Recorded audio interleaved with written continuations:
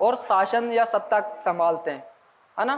तो इसको जो है हम दो भागों में कोशिश करेंगे कि पूरा हो जाए, है ना। तो अब इनका जो हम अध्ययन करते हैं वो किसके आधार पर करते हैं? तमिल साहित्य के आधार पर, क्योंकि भाई दक्षिण भारत की जो जानकारी है उसकी जो सटीक जानकारी मिलती है तो वो हमें तमिल साहित्य से ही मिलती है। और तमिल साहित्य को भी जो यहाँ पर संगम काल बोला गया है, तो वहाँ पर सम्मेलन हुआ था, संगम हुआ था, तो उसमें बहुत सारे अलग अलग लेखक आए थे, कवि आए थे, उन्होंने कुछ कविताएं लिखी, कुछ ग्रंथ लिखे, उनको सभा में बैठे हुए व्यक्तियों ने पास कर दिया, तो फिर वो प्रकाशित होने के लिए गए कि भाई जैसे आप हो, यहाँ संगम हो रहा है तो बहुत सारे लोग आए, ठीक है, सभी अपने अपने रचनाओं को लेकर आए कि मेरी ये कविता है, मेरी ये चीज़ें हैं, फिर उस पर डिस्कस हुआ, फिर जिसकी अच्छी लगी उसको प्रकाशित होने के लिए भेज दिया। फिर उसका मैनेजमेंट भी देखना पड़ेगा। तो वहाँ के राजा थे, जिसमें केवल पांडे राजा के बारे में बताया गया है कि तीनों संगम जो हैं पांडे राजाओं के ही अधीन हुए थे, मतलब सारी जो है सत्ता उन्हीं के हाथों में थी उस समय, और उन्हीं के शासन में उन्होंने ही तीनों संगम जो है पूरे करवाए थे, है ना। तो संगम एज के बारे में जान लेते हैं। तो जैसा कि मैंने आपको बताया कि थोड़ा हमें पीछे चलना पड़ेगा।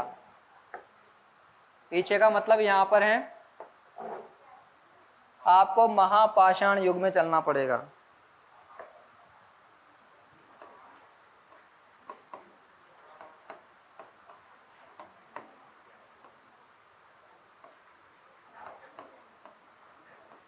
अब महापाषाण युग में क्यों ले जा रहा हूं आपको? इस समय की कुछ घटनाएं घटी थी। महापाषाण को इसको मेगालिथिक नहीं, मीजोलिथिक, है ना।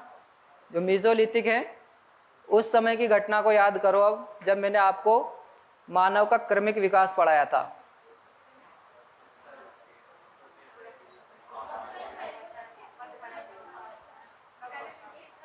अब यहाँ मीजो और लिथिक दो चीजों की बात हो रही है।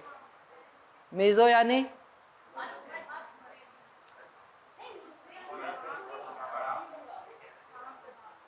महापाषाण बोला गया है, तो मध्य की तो बात मत करो यार, है ना।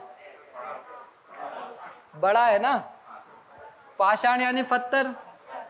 तो यहाँ पर जो आपकी बड़ी चट्टानें होती है ना भाई, पत्थर को क्या बोल रहे हैं हम? लिथिक। और मेगा इसलिए बोल दिया कि वो बड़ा पत्थर की बात कर रहे हैं। तो यहाँ पर जो मानव मिलते हैं वो मानव, क्योंकि इसके पहले जो मानव था जो ये जीवन जी रहा था, है ना, वह क्या कर रहा था, बड़ी बड़ी जो चट्टानें होती थी, बड़े बड़े पत्थर होते थे, उनके बीच में अपने जो समाधियां हैं या कलश हैं, उनमें जो शव को दान करने की जो प्रक्रिया आती है उनकी, वो देखने को मिली है। और जब तक जो मतलब उत्तर भारत की घटनाओं से क्या थे, उस समय व्यक्ति जो थे उनका उद्भव ही हुआ था। और आपका जो उत्तरी भाग है वहाँ पर, जैसे यहाँ पर जो मिलता है कि ना तो जो राज व्यवस्था के अलावा यहाँ पर जो हलों की खेती, क्योंकि 1000 ईसा पूर्व में क्या हुआ था, आयरन आ गया था। जब हमने ऋग्वेदिक पीरियड आपको पढ़ाया है उसके मध्य पढ़ाया है कि भाई ऋग्वेदिक और उत्तर वैदिक काल जो है हमने पढ़ा था अलग अलग दृष्टि से, तो वहाँ पर उसको भी इसीलिए बांटा गया है क्योंकि उसमें काफ़ी चेंजेस हुए थे, कुछ बदलाव हुए थे। तो यहाँ के लोग भी वैसे ही उनकी जो प्रक्रिया है उनमें काफ़ी चेंजेस आते गए। माना जाता है कि उत्तर भारत के जो लोग हैं वो धीरे धीरे सिविलाइज्ड हो रहे थे, लेकिन दक्षिण भारत के जो लोग हैं उस समय, या फिर आप कह लीजिए समुद्री तट पर रहने वाले जो व्यक्ति हैं, उनमें ज़्यादा बदलाव उस समय नहीं हुए थे। वो बड़े बड़े मतलब उनका जो आकार है, व्यवहार है, या फिर उनके जो शारीरिक जो विकास है वो उत्तर वालों की अपेक्षा उनसे थोड़ा निम्न रहा। तो ऐसा माना जाता है कि जब व्यक्ति पहले आया था तो उन्होंने बड़ी बड़ी चट्टानों से ही क्या किया, जैसे हमने पढ़ा था कि हथियार टूल्स जो भी बनाए उन्होंने बड़े बड़े बनाए, लेकिन बाद में जैसे जैसे उसकी बुद्धि का विकास हुआ उन लोगों ने उसके उपकरणों को या टूल से उनका आकार छोटा कर दिया ताकि उसकी मजबूती हो। तो यहाँ पर जो बात कर रहे हैं हम मानव की, तो पाषाण काल में जो पुरातत्वविद हैं उन्होंने क्या करी, कुछ खोज करी, और वो कहाँ करी, घाटियों में, यानी कि जो नदी घाटियां थी उन नदी घाटियों में देखने पर मिला कि भाई यहाँ के जो व्यक्ति रहे होंगे, क्योंकि उनके कंकाल ही मिले, है ना, और वो कंकाल भी किस में मिले हैं, जो कलश होते थे, जो मैंने आपको रेड एंड ग्रे जो वेव्स बताए थे, जो बर्तन बताए थे, तो उनके अंदर ही क्या करे थे, इन्होंने सावधान किए थे। मतलब अब आप देख लीजिए, कोई मानव कितना बड़ा होगा, उसको कलश में सावधान करवाया उनका। समझ में आ रहा है? सुनने में थोड़ा अजीब लग रहा होगा, है ना, लेकिन देखो कुछ साहित्य मिले हैं और कुछ पुरातात्विक स्रोत सोर्स मिले हैं, उन्हीं के आधार पर हम इसका अध्ययन कर रहे हैं। तो वहां महापाषाण युग के ही क्या है, कुछ साक्ष्य मिले हैं देखने को, जिनमें क्या मिले हैं कि भाई जो कलश के अंदर उन्होंने सावधान करवाए थे उस समय। सावधान समझते हो? क्योंकि वो बड़े बड़े पत्थरों को, जो चट्टानें होती थी, उन चट्टानों के बीच में कलशों को रख देते थे ताकि वो बचा रहे, है ना। जैसे ईरान में मम्मी होती है ना, उसको क्या कर देते हैं, दफनाते हैं, वहाँ दफनाते हैं। और यहाँ मम्मी बोल रहा हूँ, है ना, मदर वाला नहीं, है ना, मम्मीज बोलते हैं ना। तो क्या होता है, सुनिए ध्यान से। तो उन्होंने क्या किया कि भाई जो पशु है, जानवर है, क्योंकि उस समय जानवर भी बड़े खतरनाक होते थे, तो उनसे उनको बचाने के लिए क्या करते थे, वो बड़ी बड़ी चट्टानों से उनको ढक दिया करते थे, या फिर जमीन के अंदर गाड़ दिया करते थे, किनको, कलशों को, है ना। तो वो कलश जो है खुदाई के दौरान जो है मिले, है ना, इतना आप याद रखें। उसके बाद में इनके बारे में बताया जाता है कि जो संगम काल के जो व्यक्ति थे, क्योंकि ये क्या थे, दक्षिण में थे, है ना, तो इन्होंने क्या किया, धीरे से जब समुद्र की नहीं, नदियों की जो तराई क्षेत्र है वहां पर इन्होंने बसना स्टार्ट कर दिया। और बसने के दौरान उसको जरूरत तो पड़ेगी बहुत सारी चीजों की, तो इन्होंने क्या किया, वहां पर धीरे धीरे जो है खेती करना या एग्रीकल्चर करना स्टार्ट किया। और एग्रीकल्चर में भी इतने शानदार एग्रीकल्चर किया, जिसमें, क्योंकि पहले जो इनका उपजाऊ क्षेत्र था, तराई क्षेत्र था, उसमें खेती ये है पहले कम कर पाते थे क्योंकि ये वनों में रहते थे। लेकिन आयरन आने के बाद भी इन्होंने क्या किया, वनों को काटना स्टार्ट कर दिया, है ना। लोहे की खोज हो गई थी, तो लोहे के उपकरणों से इन्होंने क्या किया, वनों को काटना स्टार्ट कर दिया। यानी कि उन्होंने अब अच्छी भूमि तैयार कर ली, और अच्छी भूमि तैयार कर ली तो उन्होंने क्या कर दिया, उसमें बीज बोना स्टार्ट कर दिया। ऐसा कहा जाता है कि एक हाथी अगर जिस भूमि पर लेट रहा है या बैठ रहा है, उस भूमि पर लगभग 7 लोगों के खाने का अनाज जो है वो पैदा करते थे। किनके बारे में बोला गया है, संगम काल के व्यक्तियों के बारे में, कि मान लीजिए कोई एक हाथी है, अगर उस भूमि पर वो बैठा हुआ है, तो अब वो ऐसा कोई उन्होंने डिफाइन नहीं किया है, केवल उन्होंने बोला है कि संगम काल का जो व्यक्ति है ना, 7 लोगों का जो खाना है, अगर एक हाथी बैठता है तो उस क्षेत्र में 7 लोगों का जो खाना है इतना तो उपजा लेता था वो। लेकिन वो बहुत कम था, लेकिन बाद में जैसे जैसे धीरे धीरे क्या है, इन्होंने काफी चीजें उपजाना स्टार्ट कर दी थी इस समय। क्योंकि 300 ईसा पूर्व की बात कर रहे हैं हम, है ना, तो थोड़ा पृष्ठभूमि इसलिए बताना जरूरी है कि उस समय उत्तर भारत में क्या घटनाएं घट रही थी और दक्षिण में क्या हो रहा था, है ना। तो महापाषाण युग के जो खोजे गए हैं वो 3 जगह से ज्यादातर जो मिले हैं, महाराष्ट्र वाले से भी मिले हैं, मध्य प्रदेश वाले एरिया से भी मिले, लगभग 104 स्थल ऐसे मिले जहां से महापाषाण युग में जो है इनके साक्ष्य मिले हैं, है ना। किनके, संगम एज वाले जो व्यक्ति हैं इनके, है ना। और उस समय ऐसा कहा जाता है कि देखो साहित्य के आधार पर ही ये घटनाएं घट रही है ना, क्योंकि जो भी इवेंट हो रहे थे उस समय अलग अलग क्षेत्रों में अलग अलग तरह से हो रहे थे, है ना। तो यहाँ पर जो है इन्होंने सबसे पहले धान और रागी की जो फसल है वह करना स्टार्ट करी, है ना, क्योंकि कोस्टल एरिया था वहाँ, भाई समुद्री तट था, समुद्री तट में पानी की कोई कमी नहीं थी, है ना। तो सबसे पहले जो इन्होंने जो फसल करी थी वो किस किस की करी थी, एक तो पेडी की, एडी और रागी। रागी का थोड़ा सर्च कर लेना, राई या रागी उसको बोलते हैं, हाँ राई भी बोलते हैं, राई लिख लीजिए ना। अरे देखो मेरी बात सुनिए, मोटे अनाज में ही दोनों शामिल होते हैं, ज्यादा डिफरेंस नहीं होता है राय और रागी, थोड़ा अनाज का ही फर्क होता है, थोड़ा मोटा और पतला दाना होता है ना।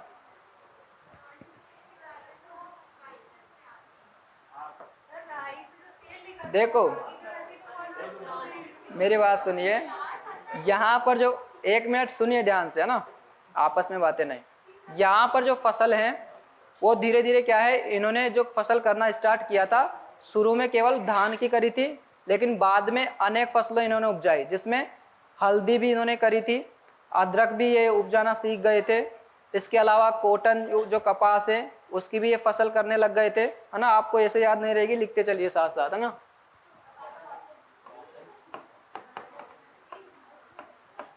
रेशम भी इन्होंने उपजाना स्टार्ट कर दिया था। मसाले में ज्यादातर जो है काली मिर्च, बातें नहीं,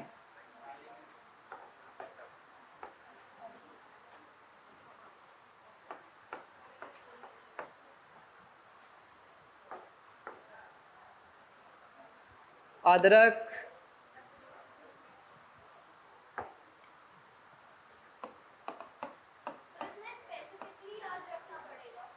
बिल्कुल, क्योंकि इससे ही क्या होता है, तभी जाकर रोमन व्यापार या फिर रोमन एम्पायर था, उससे ट्रेड करते हैं। अब देख लीजिए आप कितने सक्षम रहे, इसीलिए इनकी जो समृद्धि है वो इसीलिए होती है, क्योंकि भाई जब आपके यहाँ पर कोई व्यक्ति व्यापार करने आएगा तो सीधी सी बात है कि आपका डेवलपमेंट तो वैसे हो जाएगा, है ना। तो इनके जो, इनकी समृद्धि का जो मार्ग है वो कहीं ना कहीं इस तरह से स्टार्ट होता है, क्योंकि ये जब फसल करना इन्होंने स्टार्ट कर दिया था तो बाद में धीरे धीरे इनका डेवलपमेंट भी जो है होने लगा था ना। देखो ये जो घटनाएं घट रही है ये 300 BC से लेकर 300 AD तक की बात हम कर रहे हैं, उसी के ये घटनाक्रम है ना। और ये ऐसा नहीं है कि भाई एक के बारे में ही कर रहे हैं कि चोल के बारे में, ये तीनों वंश के बारे में हम बात कर रहे हैं, कॉमन लेकर चल रहे हैं, है ना। जबकि राजाओं को जब हम पढ़ेंगे तो वो अलग अलग पढ़ लेंगे, है ना, क्योंकि यहाँ पर घटनाएं क्योंकि साथ साथ घट रही थी तीनों में।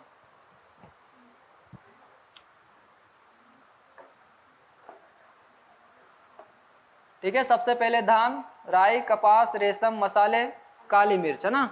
इसके अलावा भी क्योंकि जंगल इलाका था, हाथी भी काफी अच्छी मात्रा में थे इनके पास, तो इनसे हाथी दांत वगैरह ये निकालते थे।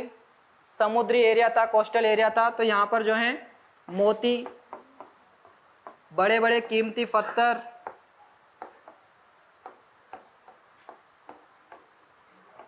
अब ये इसलिए लिख रहे हैं कीमती पत्थरों को और इनको मोतियों को, क्योंकि इनकी जो डिमांड है वो आपके पश्चिमी देशों को बहुत ज़्यादा रहती थी। तो पश्चिमी देश जो है इनको क्या करते थे, आयात करते थे वो, है ना, मंगवाते थे यहाँ से। तो अब ये लोग क्या कर रहे हैं, निर्यात करते थे, तो इनके कुछ बंदरगाह वगैरह वो भी विकसित कर लेते हैं ये, है ना। चोलों की जो नौसेना है वो नौसेना को भी बहुत सारा काफ़ी ज़्यादा डेवलप कर लेते हैं, तो इसलिए पढ़ने पड़ेंगे ना। क्योंकि देखो चीज़ों को, आपको फैक्ट जो है, फैक्ट तो आपको PDF में मिल जाएंगे, लेकिन जो समझने वाली चीज़ें हैं वो जल्दी मतलब ज़्यादा उस पर जोर देना है ना। क्योंकि आपसे हो सकता है संगम एज के बारे में इंटरव्यू में पूछ लिया जाए, किसी का अगर हिस्ट्री ऑप्शनल हो तो, है ना। तो ये सारी जो चीज़ें हैं ये तो क्या है, इनको क्या करती हैं, समृद्धि का जो द्वार है वो खोलते हैं इनके लिए। और इसी के कारण क्या होता है, जो आपका दक्षिण पथ का जो महत्व है वो इसीलिए बढ़ता है। उत्तर वाले क्या करते हैं, जब भारत की ओर जाते हैं, है ना, क्योंकि संगम एज के दौरान क्या होता है, जो बौद्ध धर्म और जैन धर्म, इसके भी जो है कुछ जो, जैसे जैनिज्म बहुत पहले आ गया था, है ना। हालांकि बौद्ध धर्म में वो तो बाद में आया था। जैनिज्म जो है आने के दौरान क्या हुए, ये कुछ सांस्कृतिक कल्चर और इनके आर्थिक जो चीज़ें थी ये एक दूसरे में क्या होती है, एक्सचेंज होती है, समझ पाए। यानी कि देखिए, जैसे मान लीजिए उत्तर भारत था, उत्तर भारत के लोग क्या हुए, अपने धर्मों का प्रचार प्रसार करने के लिए दक्षिण की ओर गए। तो दक्षिण की ओर गए तो फिर इन्होंने उनको कुछ चीज़ें सिखाई, यानी कि उत्तर का व्यक्ति दक्षिण में जा रहा है तो वो चीज़ों को क्या कर रहा है, दूसरों को बताएगा। तो दूसरों को जब उन्होंने बताया वहाँ के लोगों को, तो उन्होंने क्या किया, एक तो रहने की जो संस्कृति है उसका उनका डेवलप हुआ। पहले लोग घर बनाकर नहीं रहते थे, है ना, उनको पता ही नहीं हमें क्या करना है, ना उतनी फसल उपजाते थे, तो फसल भी नहीं उपजाते थे और घर बनाकर भी नहीं रहते थे। तो ये जब लोग गए तो इनके द्वारा उन्होंने क्या किया, इनसे सीखी ये चीज़ें, उनका आदर सत्कार किया, है ना, उनको गुरु बनाया, फिर उन्होंने कुछ चीज़ें इनको सिखाई, तो जाके फिर इन चीज़ों ने, इन्होंने धीरे धीरे जो है कार्य करने स्टार्ट किए। ठीक है, तो यानी कि उत्तर वाले जो भारत की ओर बढ़े, उत्तर वालों का क्या है, एक तो इन्होंने सांस्कृतिक महत्व और एक आर्थिक। सांस्कृतिक का मतलब भाई इन्होंने क्या है, अपने कल्चर का प्रसार करने के लिए दक्षिण की ओर बढ़े, और आर्थिक महत्व यह था कि उनको क्या है, कुछ चीजों की आवश्यकता भी थी, तो एक दूसरे में उन्होंने चीजों को एक्सचेंज भी किया कि वो भी उत्तर भारत में कुछ भेज दें और कुछ उत्तर भारत से भी वो मंगवा लें। अभी कहाँ तीन, देखो मतलब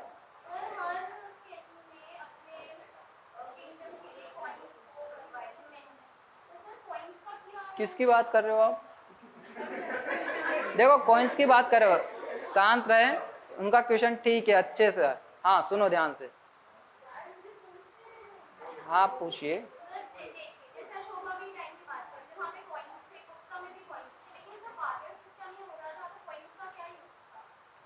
बार्टर सिस्टम मैंने कब बताया आपको कि भाई बार्टर सिस्टम हो रहा था? मैंने आर्थिक रूप से उनके मध्य क्या हो रहे लग गए, व्यापार हो गया है ना, ट्रेड होने लगा था।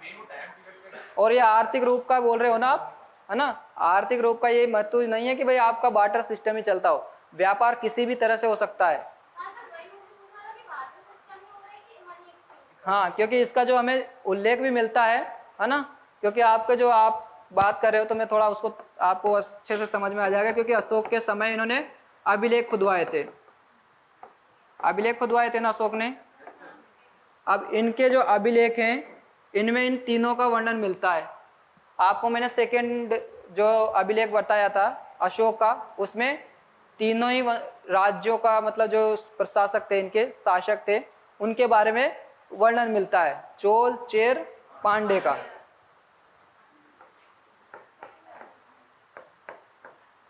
चेरों को क्या बोला गया था उसमें? केरल पुत्र। किसको? चेर को, क्योंकि ये केरल वाले ही रीजन में थे।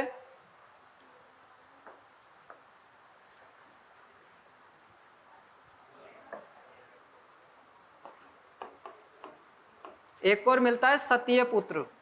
अब वो सतीय पुत्र के बारे में अभी कोई महत्वपूर्ण जो जानकारी है वो नहीं प्राप्त होती है ना, कि भाई सतीय पुत्र कौन थे, है ना। तो यहाँ पर जो है केरल पुत्र किसको बोला गया था? चेर को बोला गया था। किसमें?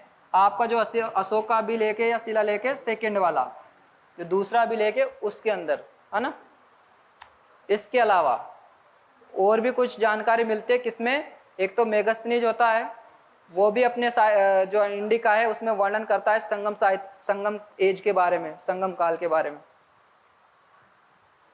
कौन? मेगस्थनीज। प्लिनी भी करता है।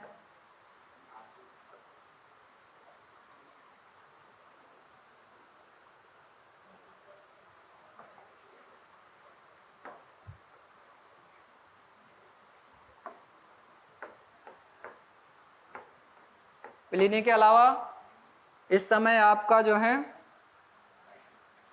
एक साहित्य भी मिलता है जो कि अज्ञात है, एक यूनानी लेखक के द्वारा एक रचना लिखी गई थी, पेरिपल्स इरिथ्रियन ऑफ सी। नाम सुना है? हाँ,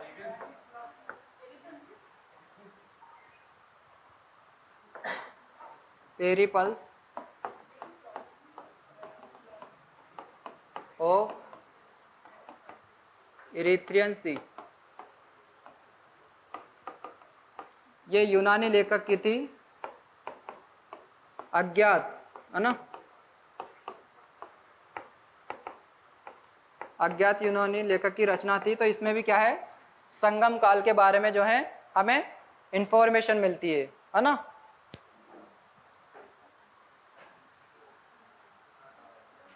देखो एक तो मेगस्थनीज, प्लिनी, एक है आपके स्ट्रेबो। तो ये क्या है, कुछ उस समय के बाहरी व्यक्ति हैं जिन्होंने भी संगम काल के बारे में जानकारी दी है ना। इनके कुछ साहित्य इन्होंने लिखे हैं, उसमें संगम साहित्य के बारे में भी कुछ लिखा है। और स्ट्रेबो,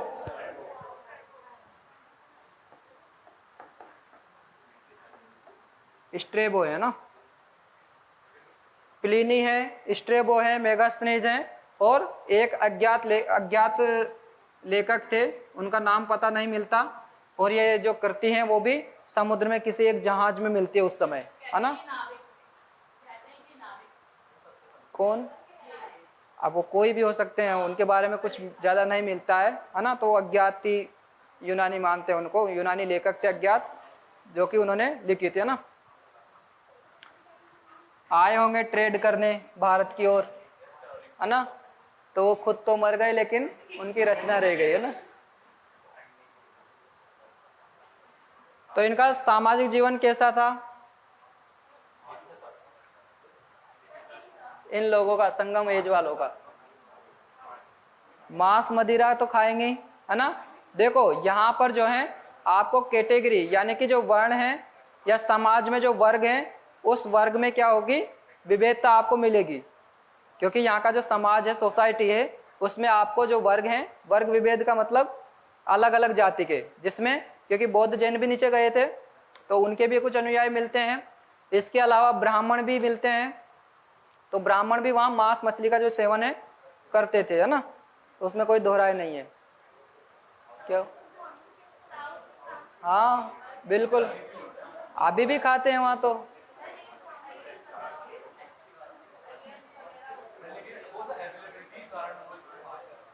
देखो खाना पीना जो है, खाना पीना किस पे मेंटेन करता है, एनवायरनमेंट पे।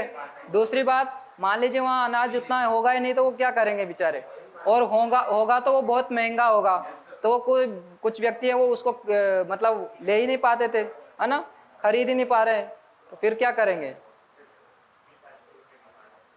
अब थोड़ी इनकी जो है भौगोलिक कंडीशन देख लीजिए। समाज हमने देख लिया, समाज में वर्ग विभेदता थी।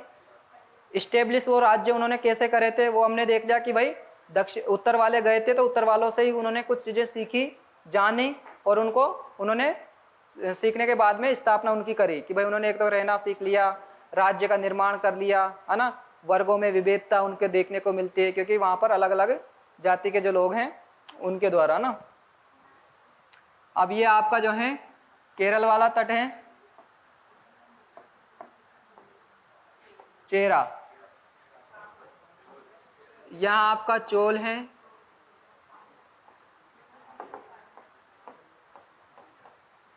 चोलाज, और आपका जो ये दक्षिण वाला भाग है पांड्या।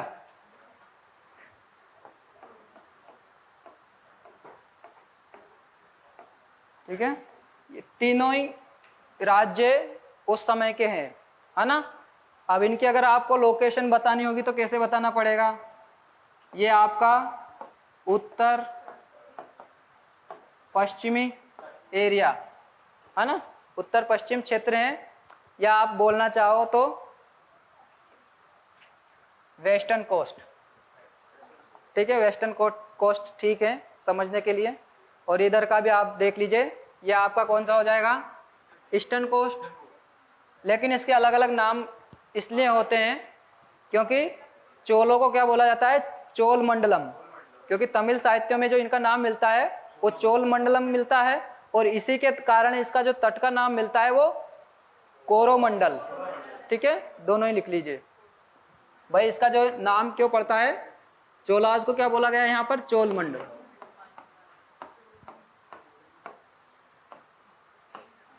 और इसी के कारण जो है इसका तट का नाम है कोरो मंडल। अब यहाँ के कुछ क्षेत्र हैं जो काफी फेमस होते हैं, जिसमें कांचीपुरम है वो सबसे ज्यादा फेमस होता है। इसके अलावा भी मदुरै हैं, उरेयूर हैं,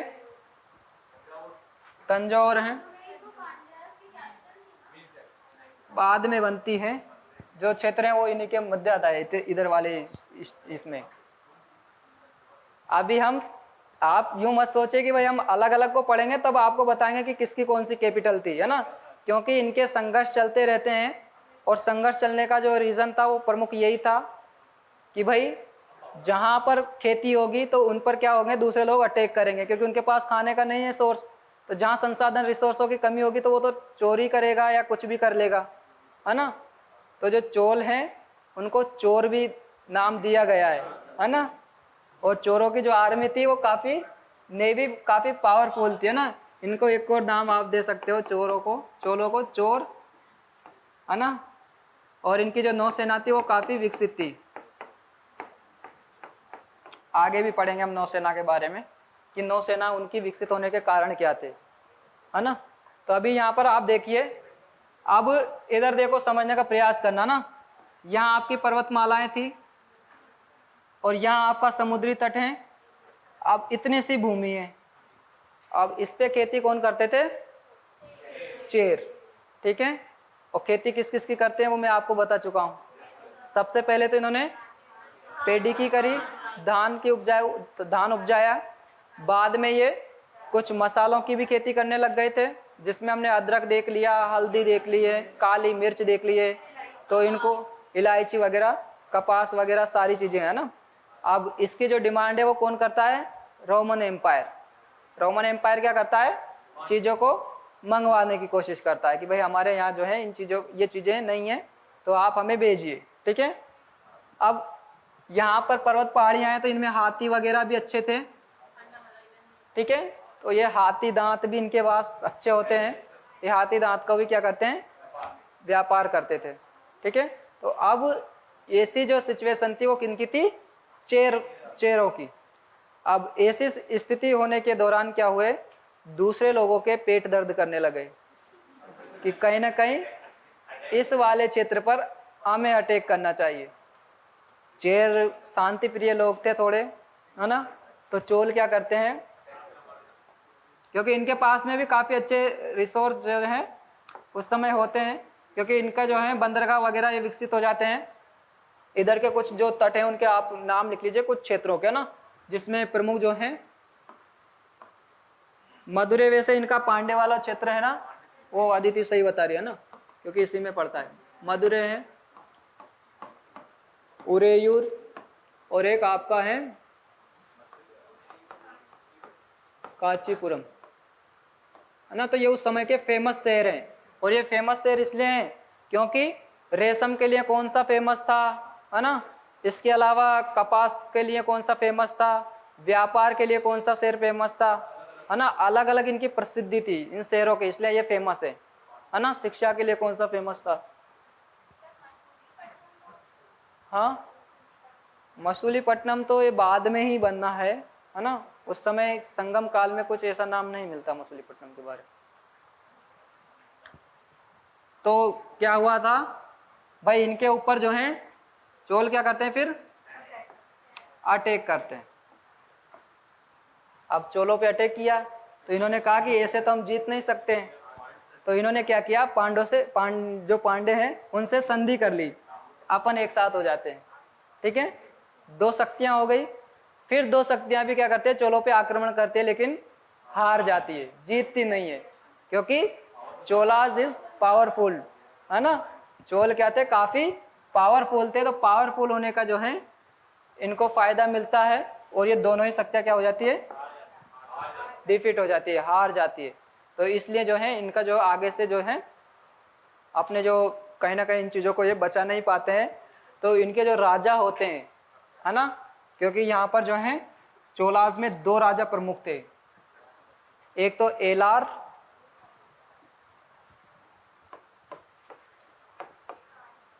एलारा भी मिल जाएगा कहीं कहीं, एक करकल या करिकल, करिकल भी मिलता है, करकल भी मिलता है, दोनों ही जगह मैं कह रहा हूं ना आपको, करकल भी मिल जाएगा, करिकल भी मिल जाएगा ना। करिकल कर लो ना। ये दो नाम इसलिए बताता हूं क्योंकि फिर कभी कभी क्वेश्चन उठने लगते हैं, है ना। मन में तो रहता है, कह नहीं पाते होंगे, है ना, कि सर हमने करकल भी पढ़ा है ना। आप कुछ लोग कह देते हो, कुछ लोग नहीं कह पाते, है ना। तो इसलिए मैं दोनों ही नाम बताना सही समझता हूं। तो यहाँ पर क्या है, जो करकल होते हैं, करकल और एलार, एलार क्या करते हैं, नीचे साउथ भी वो श्रीलंका भी था, तो श्रीलंका पर क्या करते हैं, ये अटैक करते हैं और 50 वर्षों तक जो है शासन करते हैं। कौन? एलार। एलार जो है ये 50 वर्षों तक शासन करते हैं किस पर? श्रीलंका पर। ठीक है, और ये जो जानकारी मिलती है वो संगम साहित्य से ही मिलती है ना। इसके अलावा जो आपके करिकल हैं, करिकल के पिता होते हैं, तो जब ये युद्ध करते हैं, कौन? चेर। तो चेर जो शासक होते हैं ये क्या करते हैं? करिकल के पिता की हत्या कर देते हैं। अब उसके पिता की हत्या हो गई, फिर बाद में जो करिकल हैं इन पर अटैक करता है, किन पर? चेरों पे। और चेरों का भी राजा का नाम लिख लीजिए, सेंगुटवन, है ना। नाम थोड़े अच्छे मिलेंगे, है ना।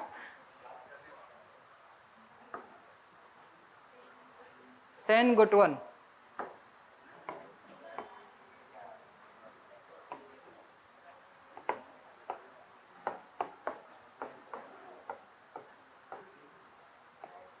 सेनगुटवन, यहाँ 2 बार टय है ना, सेनगुटवन,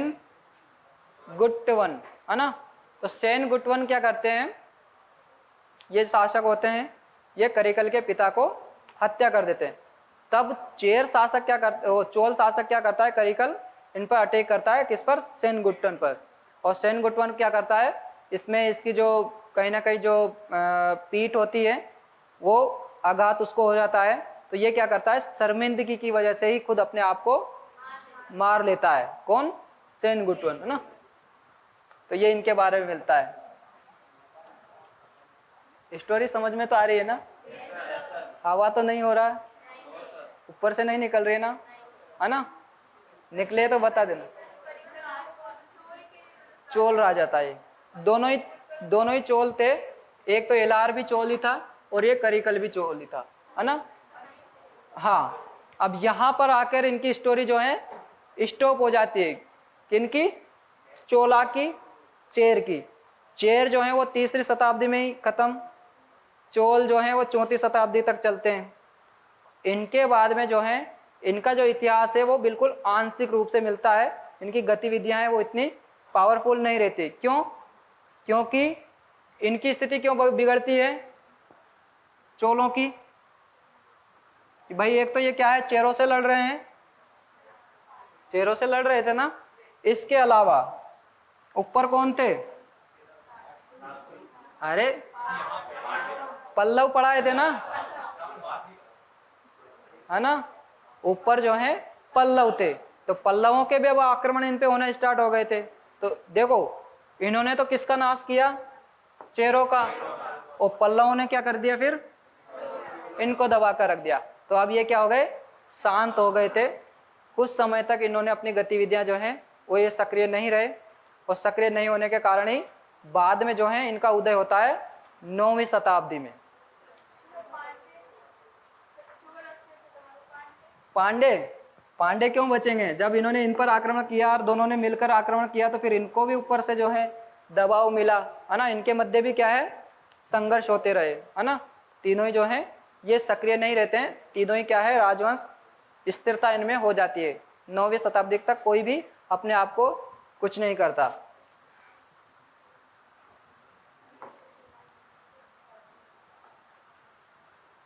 अब इनके बाद में कुछ इनके धार्मिक साहित्य हैं जिनसे हमें इस वंश की जानकारी मिलती है।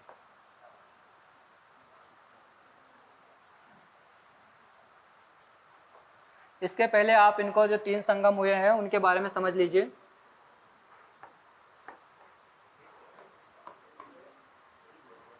फर्स्ट हुआ था आपका अगस्त ऋषि ने क्या की थी? इसकी अध्यक्षता करी थी।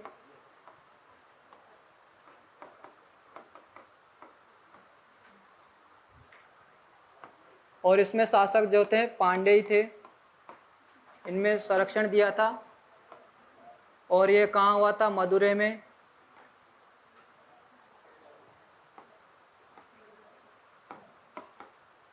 और इसमें जो संख्या थी सदस्यों की वो थी 559।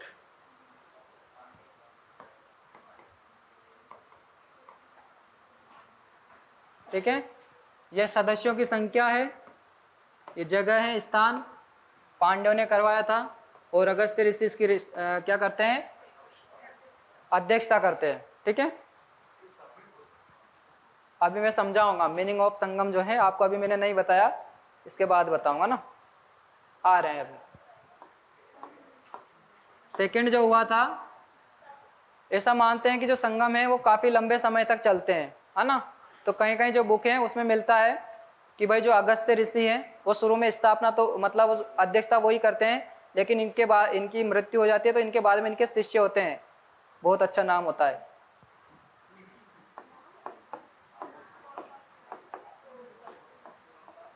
तोलकाप्पियम।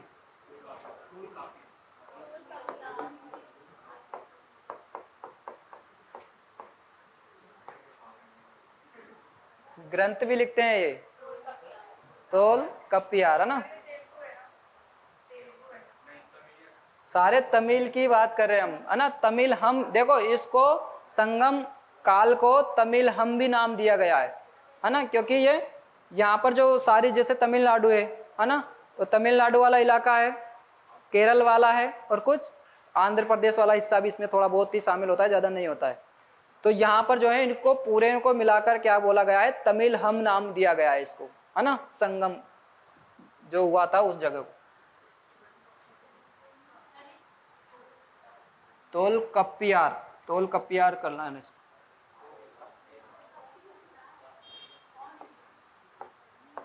इनके शिष्य हैं अगस्त्य ऋषि के ही, ठीक है। यानी कि शुरू में अध्यक्षता तो कौन करते हैं, अगस्त्य ऋषि ही करते हैं। बाद में इनकी मृत्यु हो जाती है तो तोलकप्पियार जो है इसकी अध्यक्षता करते हैं सेकंड संगम की।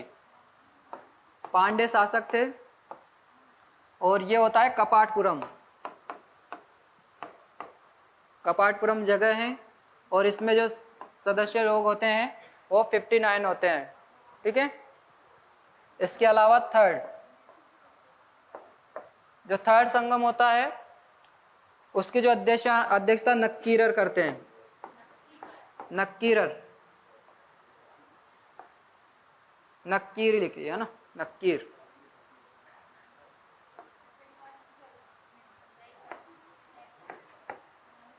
पांडे इसमें होते हैं शासक, और ये भी आपका मदुरै में होता है। और इसमें 49 जो है सदस्य शामिल होते हैं। क्या हुआ,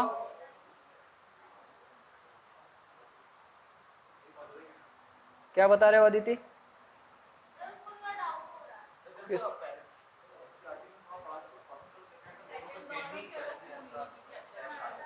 देखो भाई, ऐसा कहा गया है कि देखो, सोचने में अतिशयोक्ति लगेगा, ये 9,990 साल तक चला पहला संगम।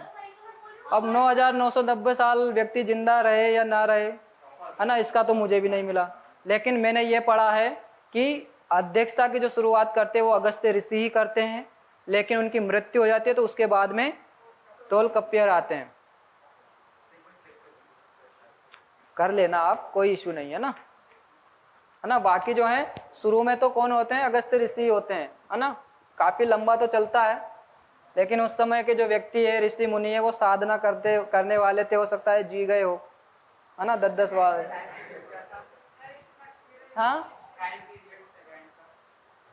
सेकंड का टाइम पीरियड इनका नहीं मिलता। उस समय का टाइम पीरियड जो है, उस समय का तमिल जो साहित्य लिखे गए उनमें कोई ऐसा नहीं किया गया कि ये इसी समय हुए हैं। हालांकि जो चलने वाले मतलब बहुत ज़्यादा समय तक ये चले थे, है ना। 9,990 साल बहुत होते हैं।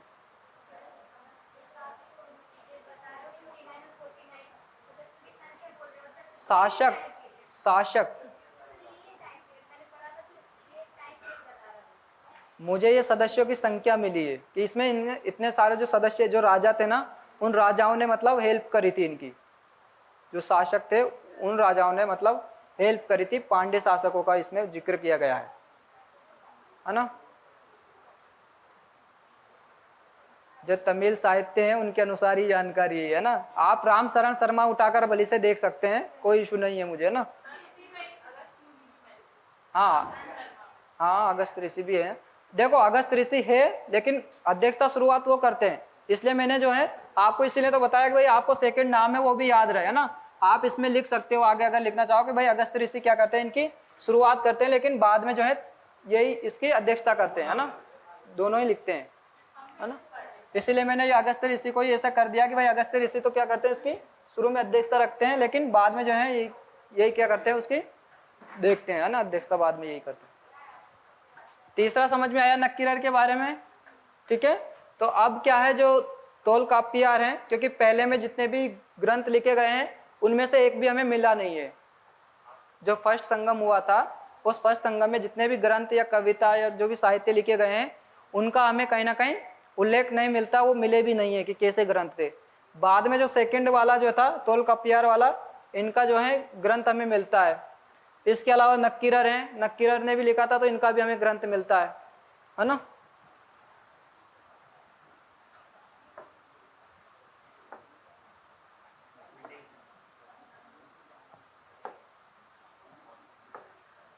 आप समझ लेते हैं आपका मीनिंग ऑफ संगम।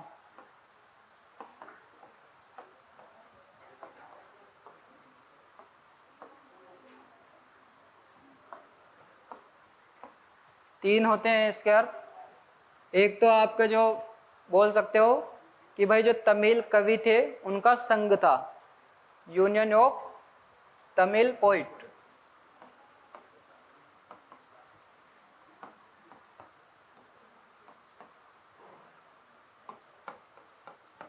यानी कि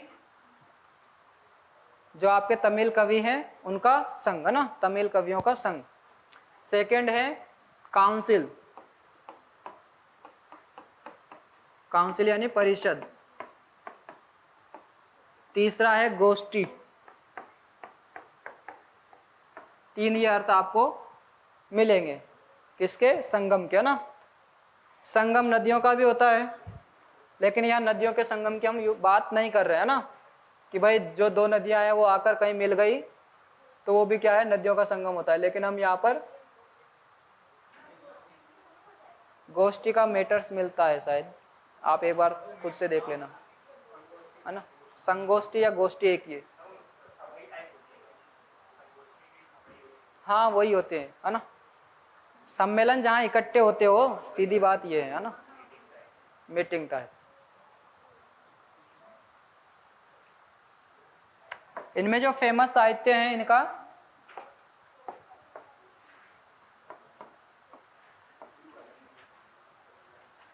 तिरुवल्लुवर, तिरुवल्लम,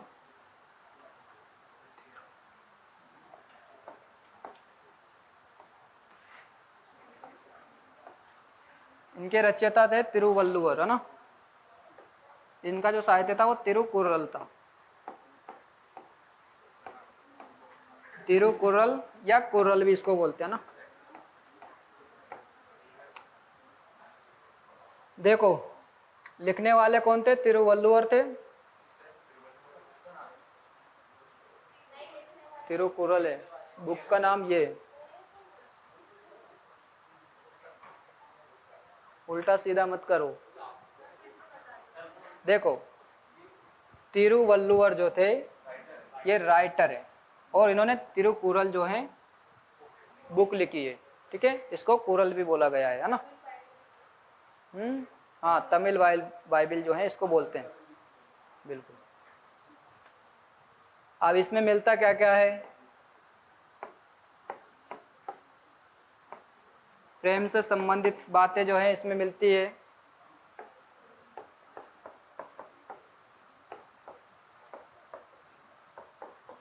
शासन के बारे में जानकारी मिलती है, सामाजिक जानकारी मिलती है,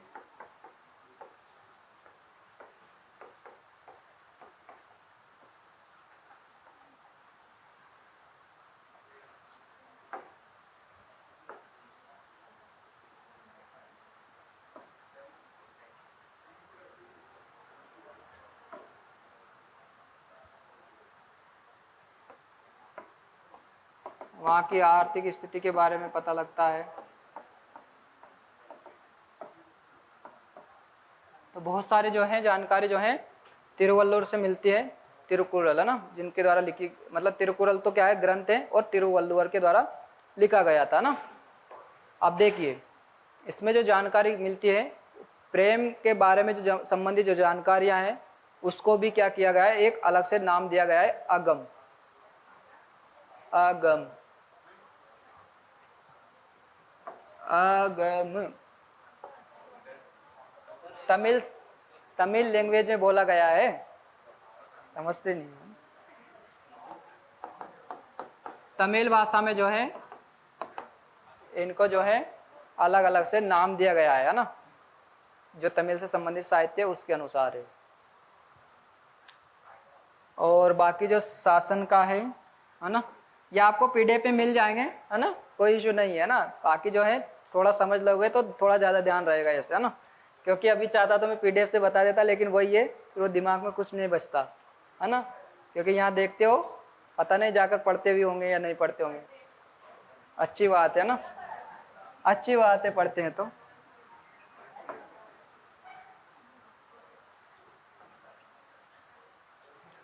तो ये इनके क्या है महत्वपूर्ण जो साहित्य थे। इसके अलावा और भी साहित्य हैं, शिल्पाधिकारम है,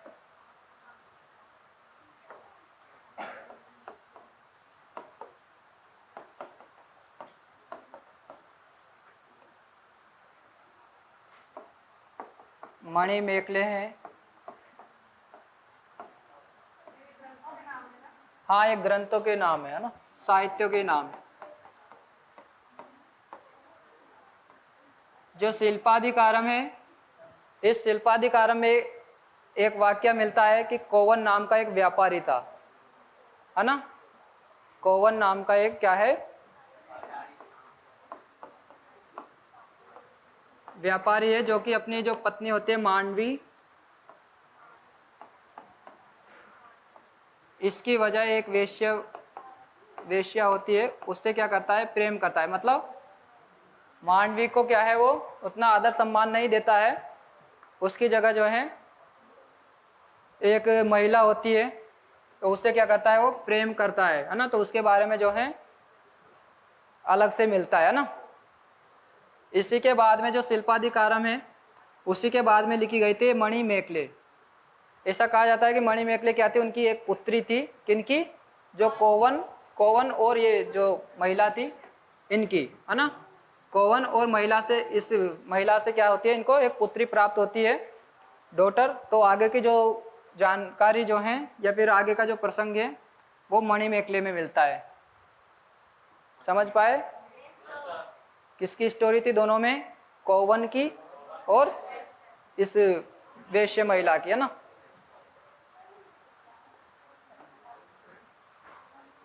तो मानवी को जो है इतना वो प्रेम नहीं करता, बाकी जो है प्रेम किसको करता था, वो इस महिला को करता था ना।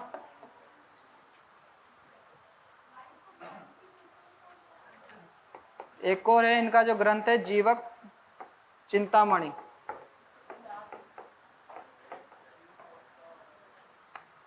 जीवक चिंतामणि है। अब इनके जो राइटर के नाम है वो आप मानवी या मानवी, है ना, मानवी या मानवी लिख सकते हो ना, जो आप लिखना चाहो। समझ में आया?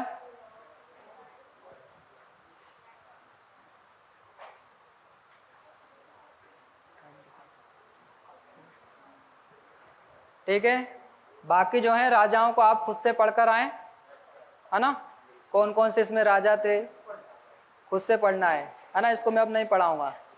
बाकी जो है आपको पीडीएफ में मिल जाएंगे, कुछ राजा मिल जाएंगे बाकी के नहीं मिलेंगे, क्योंकि ये 9वीं शताब्दी के बाद के जो राजा हैं उनके बारे में नहीं मिलेगा, उससे पहले की जो घटना है उसके बारे में तो आपको मिल जाएगा पीडीएफ में, है ना।